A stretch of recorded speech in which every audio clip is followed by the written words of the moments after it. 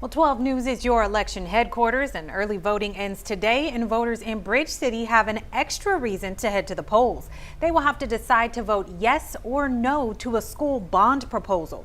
Now, there are two separate bonds on the ballot. If passed, one would pay for a new middle school campus and the other a new career and technology facility. 12 News reporter Simona Barca spent the day in Bridge City at the polls where early voters have already made their voices heard. She's live here at 6. Jordan, Letitia, I spent about 40 minutes at this polling location today at the BCISD admin building. A lot of voters I spoke with say they support the bonds because they have kids or grandkids in the schools, but others are concerned about the cost. Now on the ballot in Bridge City, proposals for two bonds. One for a career and tech center, another for a new middle school across from the current one. And if that sounds familiar, it's because a similar bond was proposed in 2019.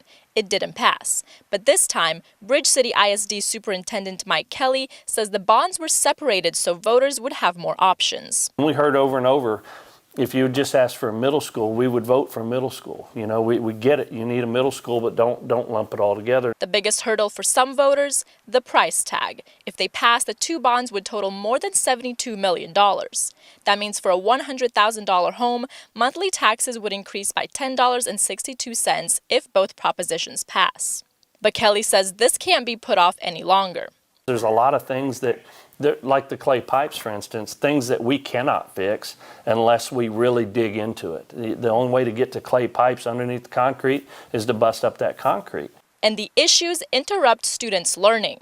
We have two science labs that we can't even really utilize because the gas lines to get to those science labs for experiments and things are corroded, so we have no gas to go to those labs. Parents like Christina Johnson say the bonds would open more doors for students. It's going to encourage and inspire them. We're going to have kids graduating with certificates that can put them to work in a field that they're interested in. But Kelly says voters should have the final say.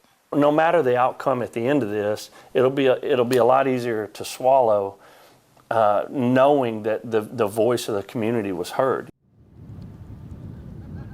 One voter I spoke with today says she's already paying more on her house insurance and taxes than on the house note itself. So she's concerned about adding more taxes to her bill. We'll see how this unfolds on Saturday. We'll have live coverage all day until the election polls close. I'm live in Bridge City. Simona Barca, 12 News.